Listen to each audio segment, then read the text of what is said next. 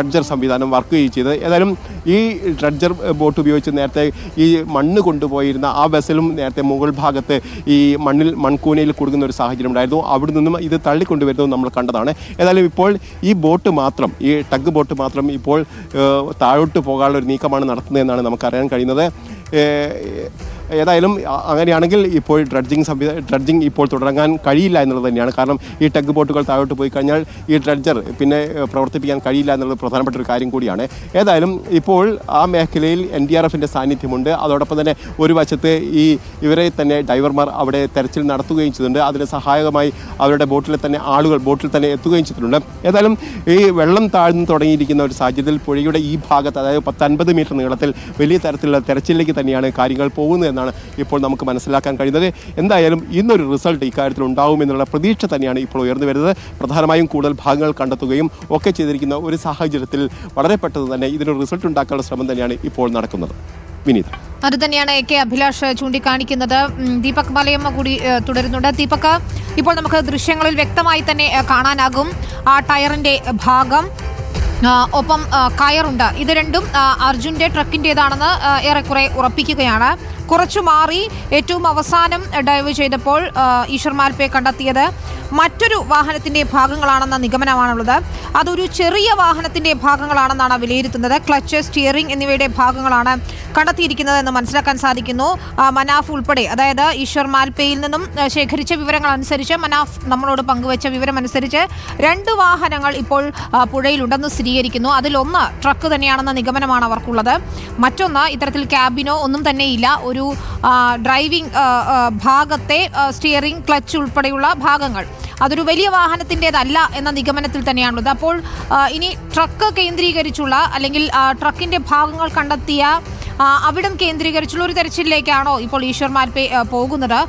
ഏത് രീതിയിലായിരിക്കും തുടർ നീക്കങ്ങൾ എന്നൊരു ആകാംക്ഷയുണ്ട്. കാരണം ട്രക്ക് തന്നെയായിരിക്കും പ്രഥമമായും പരിഗണിക്കേണ്ടത് എന്നത് തന്നെയാണ്. അതിൻ്റെ ഒരു ക്യാബിൻ തകർന്നിരിക്കാൻ ഇടയില്ല എന്ന് മനാഫ് ആത്മവിശ്വാസം പ്രകടിപ്പിക്കുക കൂടി ചെയ്യുന്നുണ്ട്. ഈ യോഗത്തിൻ്റെ എന്തെങ്കിലും വിശദാംശങ്ങൾ ഇപ്പോൾ ലഭ്യമായി തുടങ്ങിയിട്ടുണ്ടോ? പ്രത്യേകിച്ച് കാർവാർ MLA ഉൾപ്പെടെയുള്ളവർ യോഗത്തിലുണ്ട്.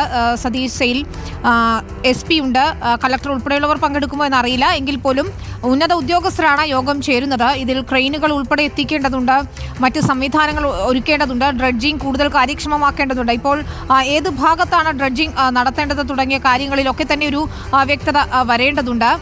എന്താണ് ഏറ്റവും പുതിയ അപ്ഡേറ്റുകൾ? നിലവിൽ ഈ കണ്ടെത്തിയ ഭാഗങ്ങൾ സംബന്ധിച്ച് സ്ഥിരീകരിക്കാൻ കഴിയുന്ന വിവരങ്ങൾ എന്തൊക്കെയാണ്? വിനീത, നേരത്തെ തന്നെ ട്രക്കിൻ്റെ ഭാഗങ്ങളെന്ന ഈശ്വർ മാൽപേ ഡൈവ് ചെയ്ത് സ്ഥിരീകരിച്ച ആ മേഖലയിൽ നിന്ന് അദ്ദേഹം മാറിയിട്ടുണ്ട്. അവിടെ ടയറുണ്ട്, ഒപ്പം തന്നെ അതിൽ ലോഹഭാഗങ്ങളുണ്ട് എന്നുള്ളതിൻ്റെ ചിത്രങ്ങൾ സഹിതം അത് സ്ഥിരീകരിക്കപ്പെട്ടതുമാണ്. ഇനി അത് പുറത്തേക്ക് എത്തിക്കുന്നതിന് വേണ്ടിയുള്ള നടപടിക്രമങ്ങളാണ് വേണ്ടത്. ആ മേഖല കേന്ദ്രീകരിച്ചുകൊണ്ടുള്ള അത്തരത്തിലുള്ള പരിശോധനകളിലേക്ക് പോകേണ്ടത്. നിലവിൽ കാർവാറിൽ ഉന്നതതല യോഗം നടക്കുന്നുണ്ട്. ആ യോഗത്തിന് ശേഷമായിരിക്കും അത് സംബന്ധിച്ചുള്ള അന്തിമ തീരുമാനത്തിലേക്ക് എത്തുക. നിലവിൽ ഡ്രഡ്ജിങ് നടക്കുന്നില്ല എന്നുള്ളതാണ്. ടഗ് ബോട്ട് ഉൾപ്പെടെ ഈ മേഖലയിൽ നിന്ന് മാറ്റിയിട്ടുണ്ട്. അതുകൊണ്ട് ഡ്രഡ്ജിങ്ങിന് പെട്ടെന്നുള്ള നടപടിയിലേക്ക് ആ നിലയ്ക്ക് പോവുകയുമില്ല. ഇപ്പോൾ ദൃശ്യങ്ങളിൽ തന്നെ കാണാൻ സാധിക്കും കൃത്യമായി ഈ മേഖലയിൽ, അതായത് നേരത്തെ സ്റ്റിയറിംഗ് പാർട്ടും ക്ലച്ചിൻ്റെ ഭാഗവുമൊക്കെ കണ്ടെത്തിയ ആ മേഖലയിലേക്ക് വീണ്ടും ഒരു ഡൈവ് കൂടി നടത്താനുള്ള ശ്രമവുമായി ഈശ്വർ മാൽപേ ഇറങ്ങിയിട്ടുണ്ട്. അദ്ദേഹം അല്പസമയത്തിനകം തന്നെ അവിടെ ഡൈവ് ചെയ്യുമെന്നുള്ളതാണ് നമ്മൾ മനസ്സിലാക്കുന്നത്. അങ്ങനെയെങ്കിൽ ആ മേഖല കേന്ദ്രീകരിച്ചുകൊണ്ട് വീണ്ടും കൂടുതൽ ആഴങ്ങളിലേക്ക് പോയിക്കൊണ്ടുള്ള പരിശോധനയിലേക്ക് പോകുന്നു എന്നുള്ളത് തന്നെയാണ്. നിലവിൽ 2 വാഹനങ്ങളുടെ ഭാഗങ്ങൾ എന്നുള്ളതാണ് അദ്ദേഹം പറയുന്നത്. ആദ്യഘട്ടത്തിൽ ട്രക്കിൻ്റെ ഭാഗം കണ്ടെത്തിയിരിക്കുന്നു, ടയറുകളും ഒപ്പം തന്നെ ഭാഗങ്ങളും കണ്ടെത്തിയിരിക്കുന്നു. അത് സ്ഥിരീകരിച്ചിരിക്കുന്നു. അത് ഔദ്യോഗികമായി തന്നെ ജില്ലാ ഭരണകൂടത്തിൻ്റെ ഭാഗത്ത് നിന്നൊക്കെ ആളുകൾ എത്തി. പിന്നീട് കാർവാർ MLA അടക്കം അക്കാര്യത്തിൽ വ്യക്തത വരുത്തുകയും ചെയ്തു. ഏറ്റവും ഒടുവിൽ അതിനുശേഷം അദ്ദേഹം ആ ട്രക്കിൻ്റെ ഭാഗം കണ്ടെത്തിയതിൽ നിന്ന് താഴ്ഭാഗത്തേക്ക്, അതായത് കൊങ്കൺ റെയിൽവേ ബ്രിഡ്ജിൻ്റെ ആ ഭാഗത്തേക്ക് ഒരു പരിശോധന കൂടി നടത്തുകയായിരുന്നു.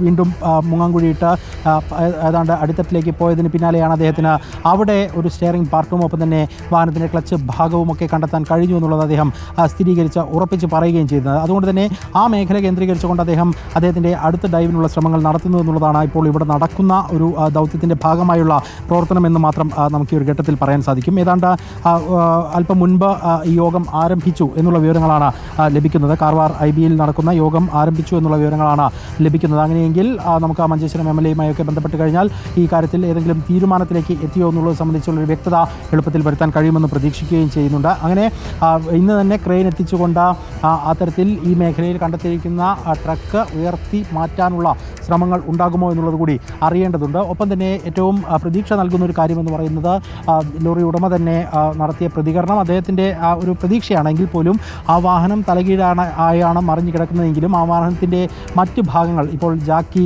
ലിവർ നമ്മൾ നേരത്തെ തന്നെ കണ്ടെത്തി, ഹൈഡ്രോളിക് ജാക്കി നമ്മൾ നേരത്തെ തന്നെ കണ്ടെത്തിയിട്ടുണ്ടായിരുന്നു. അതിന് അപ്പുറത്ത് ഈ വാഹനത്തിൻ്റെ താഴെ ഭാഗത്ത് ക്യാബിൻ്റെ ഭാഗത്തായിട്ടുള്ള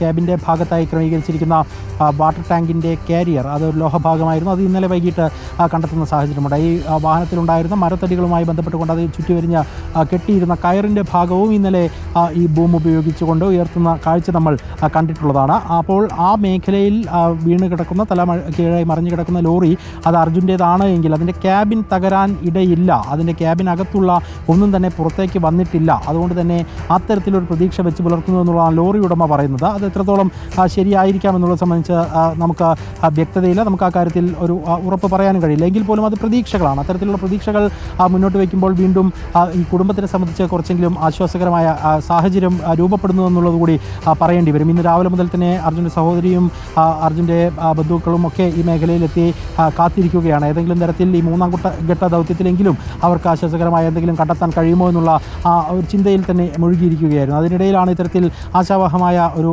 പ്രതികരണം മാൽപ്പയുടെ ഭാഗത്ത് നിന്ന് ഉണ്ടാവുകയും ചെയ്യുന്നത്. ഇനിയിപ്പോൾ ആ പ്രതികരണവും അതിൻ്റെ തുടർ കാര്യങ്ങളും തന്നെയാണ് ഏറ്റവും പ്രധാനപ്പെട്ടത്.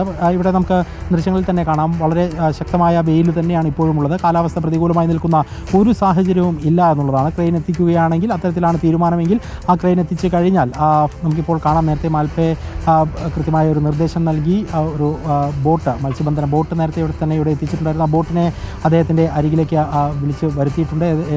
അത് ഏതെങ്കിലും തരത്തിൽ കുറച്ചുകൂടി നേരത്തെ സ്റ്റിയറിങ്ങും അതിൻ്റെ ക്ലച്ച് പാർട്ടും ഒക്കെ കണ്ടെത്തിയ മേഖലയെ കേന്ദ്രീകരിച്ചുകൊണ്ട് ഒരു ആഴത്തിലുള്ള ഡൈവിന് വേണ്ടി ശ്രമിക്കുന്നതിനാണോ എന്നുള്ളത് സംബന്ധിച്ച ഒരു വ്യക്തത വരേണ്ടതുണ്ട്. അദ്ദേഹം വിളിച്ചതനുസരിച്ചാണ് ഇപ്പോൾ ആ ബോട്ട് അദ്ദേഹത്തിന് അരികിലേക്ക് എത്തുന്നത്. അത് ഉപയോഗിച്ചുകൊണ്ട് ഏതെങ്കിലും തരത്തിലുള്ള ശ്രമങ്ങൾ അദ്ദേഹത്തിൻ്റെ ഭാഗത്ത് നിന്ന് ഉണ്ടാകും എന്ന് നമ്മൾ പ്രതീക്ഷിക്കുകയും ചെയ്യുന്നുണ്ട്. എന്തായാലും ഒരു ട്രക്ക് പൂർണ്ണമായും ഈ മണ്ണിനടിയിൽ ഉണ്ട്, അല്ലെങ്കിൽ ജലത്തിലുണ്ട്. മറ്റൊന്ന് ഒരു വാഹനത്തിൻ്റെ ഭാഗമുണ്ട് എന്നുള്ളത് ഈ സമയത്ത് സ്ഥിരീകരിക്കാൻ കഴിഞ്ഞിരിക്കുന്നു എന്നുള്ളത് തന്നെയാണ് ഏറ്റവും പ്രധാനപ്പെട്ട കാര്യമായി പറയേണ്ടത്. ഇനി അത് പുറത്തേക്ക് എത്തിക്കുക, അത് അർജുൻ്റെ വാഹനമാണ് എന്ന് സ്ഥിരീകരിക്കുക തുടങ്ങിയ ദൗത്യങ്ങളൊക്കെ തന്നെ വലിയ വെല്ലുവിളിയായി തന്നെ മുന്നിൽ നിൽക്കുന്നുണ്ട്. ഒരു പക്ഷേ ഇന്ന് എളുപ്പത്തിൽ യോഗത്തിലുണ്ടാകുന്ന തീരുമാനം അത് ട്രെയിൻ എത്തിച്ച് ആ വാഹനത്തെ ഹുക്ക് ചെയ്ത് അതിനെ പുറത്തേക്ക് എത്തിക്കാനാണ് എങ്കിൽ ഇന്ന് വൈകുന്നേരത്തിനകം തന്നെ അത്തരത്തിൽ ഒരു നടപടിയിലേക്ക് കടക്കുമെന്ന് നമ്മൾ പ്രതീക്ഷിക്കാം.